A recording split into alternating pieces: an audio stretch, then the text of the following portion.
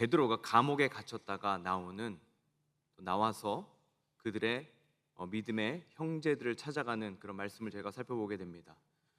오늘 이 말씀에 보니까 11절에 보면 헤롯의 성과 유대 백성의 모든 기대에서 벗어나게 하신 줄 내가 알겠노라 라고 합니다. 이 말씀을 좀 이해하기 위해서는 우리가 오늘의 이 배경이 되는 인물이죠. 우리 헤롯 아그리파 1세에 대해서 좀 알아야 합니다. 헤롯 아그리파 1세, 그는 그의 아버지의 헤롯 왕이나 그의 할아버지의 헤롯 대왕보다 훨씬 대단한 자였습니다. 그야말로 완벽한 스펙을 갖춘 자입니다. 6살 때 로마 황제의 궁전으로 가서 살기 시작했습니다.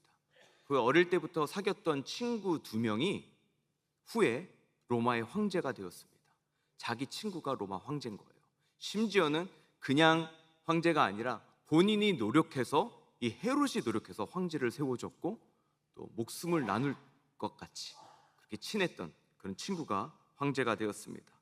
오늘로 치면 백악관에서 어릴 때부터 대통령의 자녀들과 함께 자라난 그런 것이죠. 네트워크의 끝판왕 아닙니까? 우리가 흔히 자녀들 좋은 학교 가고 좋은 곳에 살기 원하는 게 앞으로 누군가 잘하는 그런 네트워크가 형성되기 원해서 우리가 그럴 때가 참 많은데, 이 헤롯은 어릴 때부터 로마 제국의 심장부에서 이 권력의 생리를 몸으로 익히고 또 이 정치에 대해서 배운 자입니다. 그가 서기 41년에 이 유다 지역의 왕이 돼서 금이 환영을 합니다. 근데 그에게는 치명적인 약점이 있습니다. 뭐냐면 그는 혈통이 원래는 에돔 사람입니다. 그리고 아랍의 피가 섞였고 유대의 피는 할머니만 섞여 있습니다. 그렇기 때문에 그는 근본적으로 유대인들에게 너는 도대체 성분이 무엇이냐라는 질문을 들을 수밖에 없는 그런 자였던 것입니다. 그렇기 때문에 이 어릴 때부터 정치에 타고난 이 헤롯이 엄청난 묘안을 만들어냅니다. 떠올립니다. 그게 뭐냐면 지금 보니까 지금 소리도 없이 조용하게 크게 성장하고 있는 그런 그룹들이 있는데 그게 바로 이 크리스천들인 것이죠. 그런데 이 크리스천들이 바로 유대인들에게는 아주 눈에 가신 겁니다. 유대인들이 너무나 불편해하고 있어요. 그래서 이제 생각을 해보니까 내가 이 유대 지도자들의 환심을 사기 위해서는 내가 이들을 공격하면 되겠구나라는 종교적인 신념이 아니라 정치적인 계산에 의해서 지금 기독교인들을 핍박하기 시작합니다. 그런데 헤롯이 정말 똑똑합니다. 얼마나 똑똑한 전략가인가 하면 그는 이 사람 저 사람 잡아다가 괴롭히지 않았습니다. 딱 핵심 인물, 그것도 예수님의 가장 옆에 있던 3인방이라고 할 수 있는 야고보와 그의 동생이었던 사도 요한, 베드로, 그 3명 중에 야고보를 잡아다 그냥 죽여버립니다. 이 얼마나 그 당시 교회에 큰 충격이었냐면, 사실 스데반 집사님 이후로 한 10여 년 동안 지금은 큰 박해가 없었습니다. 근데 10년 만에 찾아온 박해에 교회의 가장 중요한 지도자를 데려가다가 그냥 죽여버린 것이죠. 이 일이 일어나고 나서 어떤 반응이 있었냐면 유대인들이 이 일을 기뻐하였다고 3절에 어제 본문에 나오고 있습니다. 그의 정치적인 도박이 아주 대성공을 이룬 것이죠. 지지율이 급상승하기 시작했습니다. 이 자신감을 얻은 헤롯은 이제 정말 교회에서 중요한 인물이죠. 교회의 반석이라 불리는 베드로를 체포합니다. 심지어 체포하는 시기도 대단합니다. 6월절 그 절기 기간 동안에 이 베드로를 체포해서 이제 절기가 끝나고 모든 순례객들이 돌아갈 시점, 많은 사람들이 볼 때 그때 사형을 하려고 계획까지 합니다. 완벽한 시나리오죠.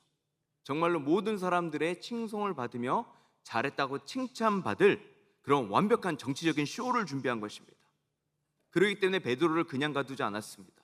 어제 말씀을 보시면 베드로를요 16명의 군인이 이 한 명을 지킵니다.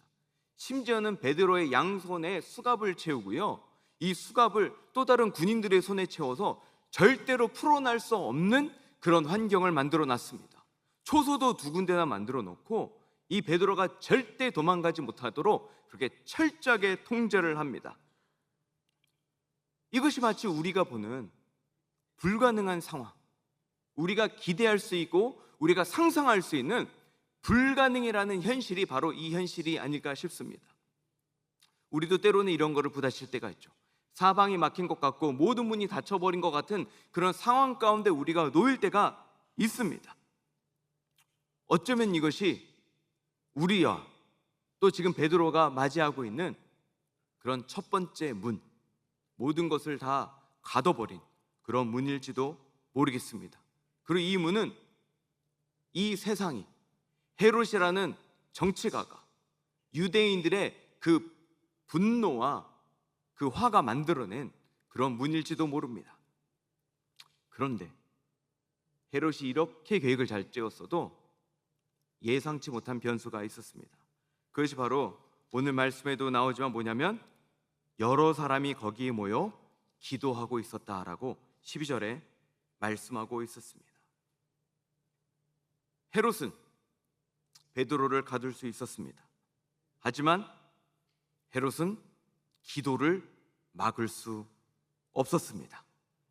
헤롯은 그를 꽁꽁 묶어서 감옥 뒤에 지금 가둬놨지만 지금 그 간절한 기도는 그는 막을 수가 없었습니다.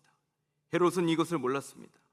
그래서 어떤 일이 일어납니까? 하나님께서 천사를 보내어 옥문이 열리는 기적이 일어납니다. 이 옥문이 열리는 것을 말씀을 보면 참 이 표현이 참 재밌더라고요. 시내로 통한 쇠문에 이르니 문이 저절로 열렸다라고 말합니다.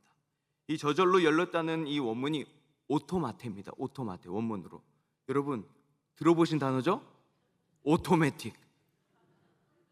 오토매틱으로 열렸다 그럼 제가 이 말씀을 읽으면서 얼마나 웃었는지 모릅니다. 왜냐하면 우리 하나님께서 2000년 전부터 자동문을 준비하셔가지고 오토매틱 도어를 만들어 주신 겁니다. 지금 이 베드로가 정신없이 이끌려서 나가는데 문이 저절로 오토매틱하게 열리는 것, 지금 마트 입구에 있는 문처럼 싹 열렸다는 것입니다. 여러분 저는 이것을 보면서 한 가지를 다시 한번 깨닫게 됩니다. 이 철문을 누가 여셨습니까? 하나님이 여셨습니다. 그렇다면 이 세상의 그 어떤 철문, 이 세상이 정교하게 만들고 권력자들이 만들어 놓은 그 어떤 두꺼운 문일지라도 누구 앞에서는 문이 열립니까? 하나님 앞에서는 열리는 것입니다. 우리가 아무리 발버둥을 치고 문을 열려고 해도 문을 열 수가 없습니다. 하지만 우리가 다시 한번 눈을 떠서 보면 우리 여호와 하나님께서 우리와 함께 계시다면 우리가 서는 그 어떤 문마다 자동문이 되어 열릴 줄 믿습니다. 이 은혜가 지금 일어난 것입니다. 이 자동문의 은혜를 누리고 지금 베드로가 걸어가기 시작했는데 그는 이제 두 번째 문을 맞이합니다. 이 두 번째 문은 말씀을 보니까 뭐라고 이야기하냐면 그는 마가라 하는 요한의 어머니 마리아의 집에 갔다고 합니다. 우리가 흔히 잘 아는 마가복음을 쓴 그 마가의 어머니의 집입니다. 그리고 이 집은 그 당시에 많은 우리 기독교인들이 모여서 함께 예배하던 것, 마치 초대교회, 예루살렘 교회라고 할 그런 장소였습니다.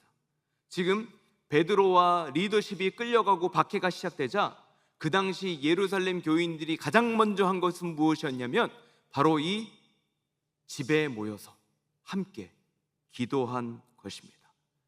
함께 기도하기 시작했습니다. 그리고 여기서 우리는 성경 전체에서 가장 웃기고 슬픈 장면 중 하나를 보게 됩니다. 상상해 보십시오. 이 집 안에서는요 지금 예루살렘 교인들이 다 모여가지고 지금 베드로를 위해서 기도하고 있습니다. 우선 절망과 슬픔이 있습니다.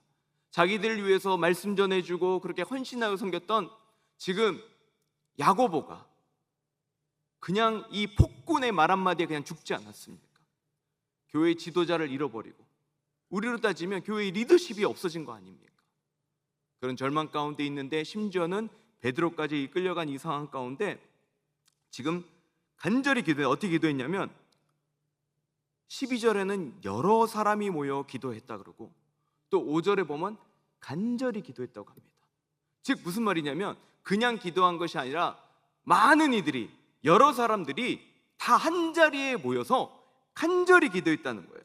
이 간절히 기도하다는 이 단어 자체가 액테네스라는 단어인데, 이 단어는 어떤 뜻이냐면 운동선수가 열심히 달려와서 결승선에 그 손에 닿기 하기 위해서 온몸의 근육을 스트레치 아웃해서 뻗는 모습, 이렇게 간절히 온몸을 뻗어서 결승선에 닿으려고 하는 모습, 아니면 내가 저 관역을 맞추는 활시위를 당기는데 정말로 끝까지 최선을 다해 당길 수 있을 만큼 당기는 그 모습이 바로 이 간절하다는 단어입니다. 그렇다면 여러분 상상해 보십시오. 지금 이 예루살렘 교인들이 어떻게 기도하고 있습니까?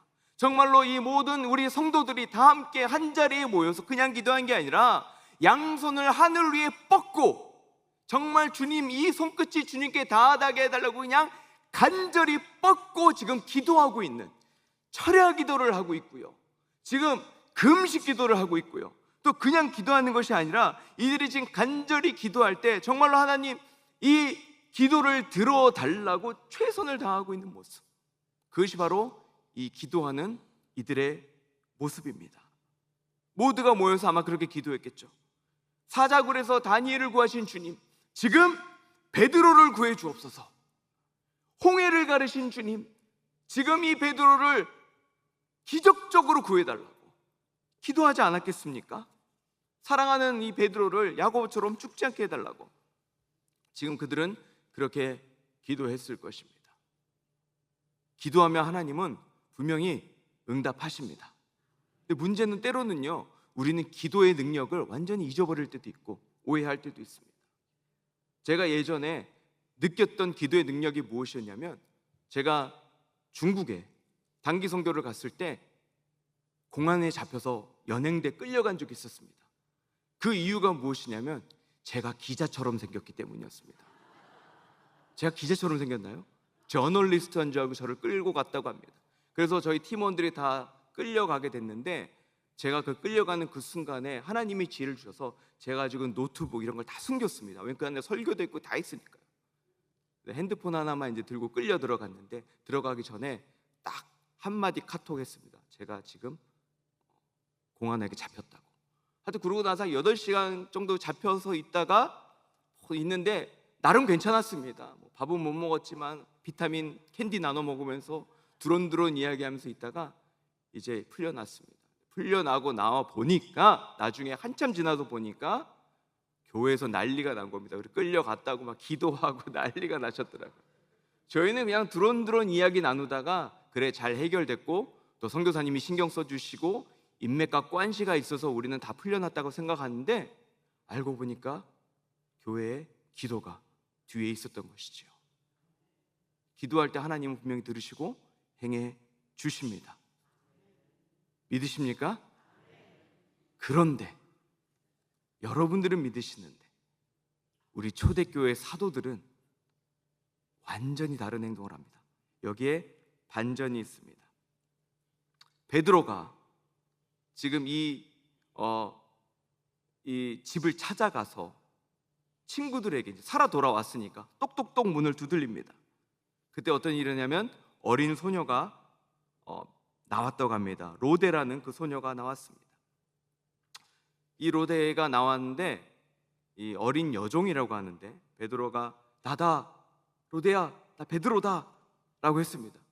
그러니까 14절에 보면 어떻게 나오냐면 베드로의 음성인 줄 알고 기뻐하여 문을 미처 열지 못하고 달려들어가 말하되, 얼마나 좋았으면 로데야, 나야, 나 베드로가 왔다 그러니까 좋아가지고 쫙 소리를 지르면서 방방 뛰는데 문은 열어주지 않고 다시 돌아 들어가는 거예요. 마치 우리가 크리스마스 때 선물을 가지고 왔을 때, 얘들아 아빠가 선물을 사왔다는데 아이가 방방 뛰면서 선물을 받는 게 아니라 막 뛰면서 돌아다니는 것처럼 너무나 기쁜 나머지 문은 안 열어주고 들어가는 거예요. 이 베드로의 마음이 얼마나 힘들었겠습니까? 지금 죽다 살아왔는데, 심지어는 지금 도망자 신분인데 문을 두드리고 있는데 빨리 들어가야 하는데 자기는 밖에다 놔두고 혼자 들어가 버리는 겁니다. 그럼 밖에서 얼마나 외롭고 무서웠겠습니까? 그런 상황인데도 불구하고 이 로데라는 이 소녀, 여종입니다. 이 여종은 들어가서 기쁨 가운데 소리를 지르며 베드로가 왔어요 합니다. 근데 너무 대단하지 않습니까? 문을 열어 보고 확인한 게 아닙니다. 목소리만 듣고도 알았어요. 목소리만 듣고도 베드로인 줄 알았습니다. 목소리만으로 충분했습니다. 왜 그렇습니까? 이 소녀는 베드로를 잘 알았기 때문입니다. 양이 목자의 음성을 아는 것처럼 말입니다. 여러분, 하나님의 말씀으로만 충분함을 우리는 믿습니다. 하나님의 말씀만 들어도 우리는 반응을 하고, 우리가 하나님과 친하다면 그 말씀이 귀에 들리면 우리는 방방 뛰며 기뻐할 수밖에 없는데, 자꾸만 우리는 보여달라 그럽니다. 자꾸만 내 눈에 좀 보여달라 그래요. 말씀으로 충분하지 않으니까 기적과 내 눈에 뭔가 증거를 보여달라고 하는 우리의 연약한 믿음. 하지만 이 로데라는 소녀는 그렇지 않았습니다.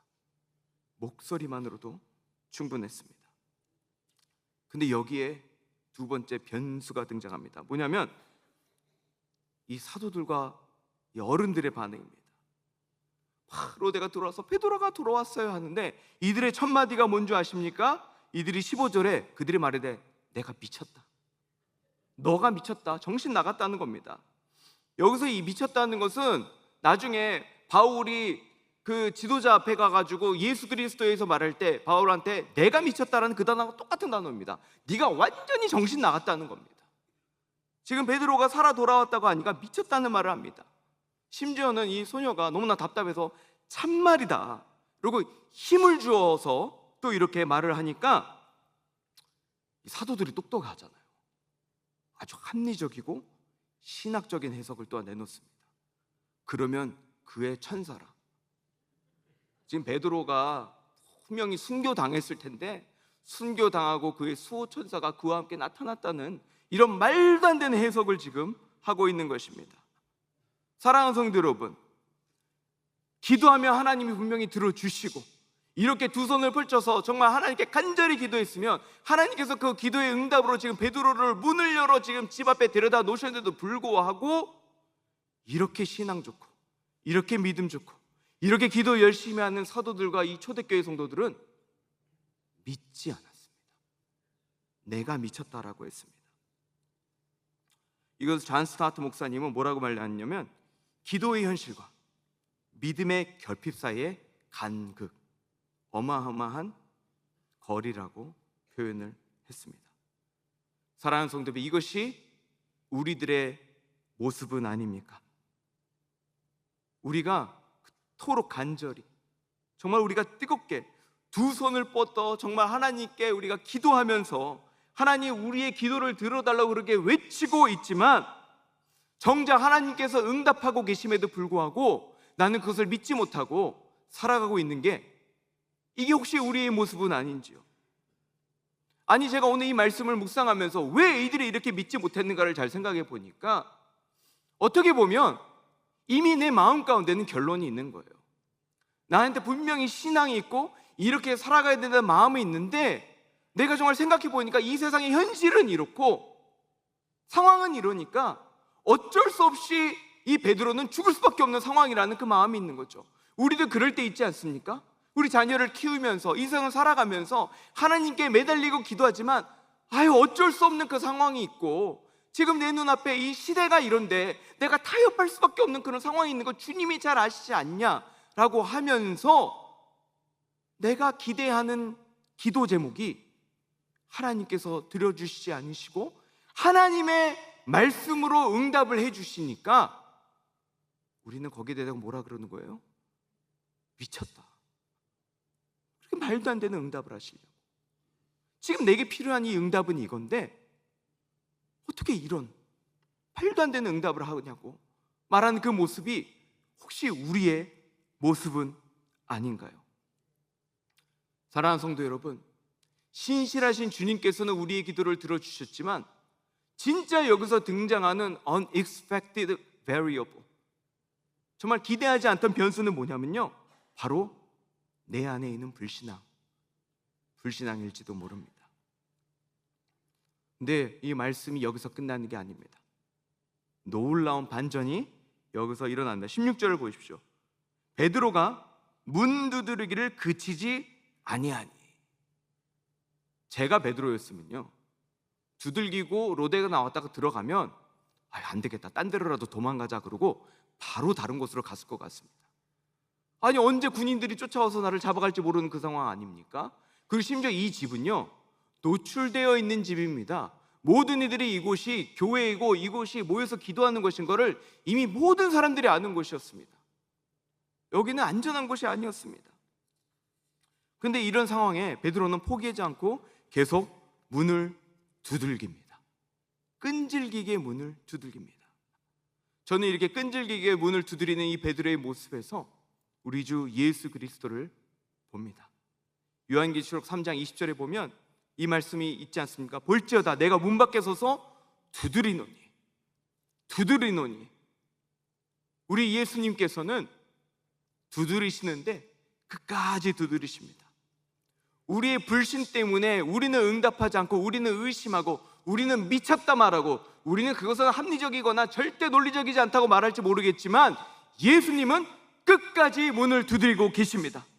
하나님께서는 포기하지 않고 두드리십니다. 그런데 생각해 보시면요, 이렇게 문을 두드림에도 반응이 없다면 당연한 결과는 어떻게 돼야 되는 거예요? 포기하는 겁니다. 포기하면 됩니다. 아니, 문 두드리는데 반응이 없으면 포기하고 그냥 갈 길 가면 되는 게 그게 당연한 겁니다. 그런데 이게 당연한 결과인데 완전히 다른 결과가 나오게 된 변수가 뭐냐면 바로 이 unexpected factor, game changing 된 이 팩터가 뭐냐면 바로 하나님의 포기하지 않는 그 사랑입니다. 하나님의 포기하지 않는 그 사랑이 비록 우리는 마음이 굳어지고 열리지 않고 자꾸만 두들겨도 우리는 반응하고 있지 않지만 하나님의 그 사랑은 신실하시고 그 하나님의 그 사랑이 이 모든 상황 가운데 완전한 변수로 작용했기 때문에 우리가 은혜를 누리게 되는 것이죠. 그렇기 때문에 계속 우리 주 예수님께서는 문을 두드리시고 이제 열리지 않았던 그 세 번째 문이 열리게 됩니다. 그 세 번째 문은 바로 우리의 마음입니다. 이제 이 예루살렘 교회의 이 리더들과 교인들이 자꾸만 두들기는 그 소리에 나가서 확인해 봅니다. 그리고 베드로가 그 앞에 서 있는 것을 봅니다. 16절 하반절을 보면 그들이 보고 놀랐다 그럽니다. 이 놀랐다는 게 그냥 놀랐다는 게 아니라 정신이 나갈 정도로 경악했다 그럽니다. 혼이 빠져나갈 만큼 충격을 먹었다 그래요. 아니, 얼마나 놀랐겠습니까? 방금까지 제가 생각할 때는 정말 민망해서 놀랐을 것 같습니다. 미쳤어? 아니야. 야야, 수호천사. 이렇게까지 하면서 어린 여정을 네가 어려서 뭘 몰라서 헛것을 보는구나 이러면서 막 나무랬는데 실제로 가보니까 베드로가 서 있으니까 얼마나 부끄럽고 놀랐겠습니까? 저는 이 모습이요, 우리 예수님께서 십자가에 못 박히신 그날과 부활의 그 모습을 다시 한번 연상하게 해주더라고요. 누가복음 24장을 보면 여인들이 예수님께서 부활하셨다라고 했을 때 제자들의 반응이 어땠는 줄 아십니까? 24장 11절을 보면 그들의 말이 허탄한 듯이 들려 믿지 아니하더라. 예수님께서 부활하셨다고 여인들이 와서 말했는데요, 그들이 허탄하게 여기고 믿지 아니했습니다. 누가? 사도들이 믿지 않았어요. 요한복음 20장을 보면요, 예수님이 십자가에서 죽으시고 제자들이 무서워서 문을 닫고 있었다고 표현을 합니다. 문을 닫고 있었다고, 닫고 숨어 있었습니다. 그때 예수님께서는 부활하셔서 그 문을 뚫고 들어가셔서 그 제자들을 만나 주시고 못 박힌 그 두 손을 보여주셨습니다. 오늘 찾아오셔서 문을 두드리시고 보여주시는 그 모습이 마치 부활하셨던 그 예수 그리스도의 그 모습과 비슷하지 않습니까? 베드로가 지금 살아서 돌아온 거는요, 이들에게는 작은 부활의 사건이나 마찬가지입니다. 죽은 줄로만 알았던 베드로가 지금 문을 두드리고 있고요, 또 때도 운명의 장난처럼 이 밤은 바로 예수님께서 죽으셨던 그 6월절 절기와 동일한 기간입니다. 이게 무슨 장난일까요? 그 밤에 베드로는 예수님을 부인하며 여종을 만났는데, 오늘 밤에 베드로는 또 다른 여종 로데를 만납니다. 그 밤에 예수 그리스도께서 끌려가셨는데 베드로도 붙잡혀 갔습니다. 그 밤에 그 제자들은 모두 도망갔고, 오늘 밤에 제자들은 또 믿지 않았습니다. 어떻게 이렇게 모든 상황이 반복되게 똑같이 일어나죠? 그럼에도 불구하고 그때나 지금이나 변하지 않는 사실이 있습니다. 바로 부활하신 예수님은 믿지 않는 제자들에게 찾아오셔서, 끝까지 찾아오셔서 자신을 보여주셨습니다. 그리고 오늘 밤 예수님은 끝까지 찾아오셔서 그 굳은 마음을 두들겨 주시고 그 제자들에게 찾아와 주셨습니다. 그렇다면 예나 지금이나 변하지 않는 것 단 하나, 바로 무엇입니까? 우리 주 예수 그리스도의 그 신실하신 사랑, 그것은 절대 변하지 않습니다.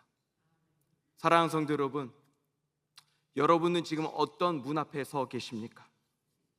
세상에 만들어 놓은 견고하고 굳건한 큰 문 앞에 서 가지고 어디로 갈지 몰라 하며 닫힌 문 앞에서 슬퍼하고 계시지는 않습니까? 그 문 또한 하나님과 함께 할 때 저절로 열릴 줄 믿습니다. 하지만 그 문보다 더 무서운 문이 있을지 모릅니다. 바로 어떤 문이냐면 우리의 마음을 꽁꽁 묶고 있는, 내 마음에 믿음 없는 그 문일지도 모릅니다. 나의 모든 것을 들여 주님께 헌신하고 두 팔을 끝까지 뻗어서 하나님을 바라보며 울부짖으며 외치며 기도하면서도 설마 되겠어? 이것이 지금 우리 마음을 더 굳게 지금 잠그고 있는 그런 문입니다. 제가 얼마 전에 한 자매님과 나누며 기도 제목을 하는데 그분이 그러시더라고요. 기도 제목이 매일같이 남편이에요. 남편이 제발 하나님께 돌아오게 해달라고, 남편이 제발 나쁜 습관을 끊게 해달라고 매일같이 그 기도 제목을 나눠주시는데, 그러다가 한마디 하시더라고요. 사람은 변하지 않는다는데 이 사람이 변할 수 있을까요? 여러분, 우리가 맨날 기도하면서 주님 주님 하면서 아무리 우리가 나의 믿음의 열심을 보며 주님께 외치면서도 우리 마음 한구석에는 하나님 그래도 안 되겠죠. 이 아이가 어떻게 변할까요? 이 남편에 무슨 소망이 있을까요? 라는 그런 불신앙의 문이 혹시 우리를 가로막고 있다면 오늘 주님께 정말로 회개하며 외치시길 바랍니다. 하나님, 끝까지 포기하지 않으시나 하나님의 사랑이 오늘 나의 문을 다시 한번 두들겨 주시고 그 하나님의 그 음성을 듣고 문을 여는 이 새벽이 되게 해달라고 기도하시는 우리 성도님 되시기를 주님으로 축원합니다. 우리에겐 소망이 있습니다. 그 소망은 이 베드로를 위해서 기도하던 이 믿음의 기도의 용사들 때문만은 아닙니다. 그들의 밤샘 기도 때문에 모든 상황이 해결됐던 것도 아닙니다. 오히려 사도들은 믿음 없고 사도들은 그 마음이 닫혀 있었습니다. 그런데 왜 소망이 있냐면 우리는 이렇게 실패하고 우리는 이렇게 오늘도 굳은 마음으로 살아가지만 끝까지 우리 마음을 두들기시는, 끝까지 우리를 쫓아오시는 그 하나님의 은혜가 변수이기 때문에, 그렇기 때문에 우리에게는 소망이 있는 줄을 믿습니다. 그래서 저는 오늘 이 말씀을 보면서 사실은 제가 가장 꽂혔던 거는요, 헤롯 왕이었습니다. 저는 요세푸스의 글을 읽으면서 너무너무 재밌었습니다. 베드로의 옥에 갇힌 상황을 상상하니까 너무너무 재밌었습니다. 어떻게 손에 있던 것들이 풀리고 문이 열릴 상상하니까 너무너무 재밌었습니다. 로데를 생각하니까 너무너무 정말로 대단하고 마음이 뜨거워졌습니다. 하지만 오늘 이 말씀을 묵상하며 제 마음을 가장 크게 친 것은 뭐냐면 바로 오늘 말씀의 진짜 주인공은 로데도 베드로도 악인 헤롯도 아니고 기도했던 교회도 아닙니다. 간절한 기도도 아닙니다. 바로 오늘 이 말씀의 주인공은 감옥의 쇠문을 자동문처럼 열리게 하시고 불신으로 닫혀있던 그 문을 끝까지 두들겨 주시고 개입해 주셔서 우리를 살려주신 그 예수 그리스도, 그분이 오늘 이 말씀의 진정한 주인공은 예수 그리스도십니다. 사랑하는 성도 여러분, 내 삶에 불가능한 그 영역 가운데, 내 삶의 이 불신앙 가운데 우리의 인생의 유일한 변수이자 유일한 반전이 되시는 그 예수 그리스도를 경배하며 찬양하며 살아가는 우리 성도님 되시기를 바랍니다.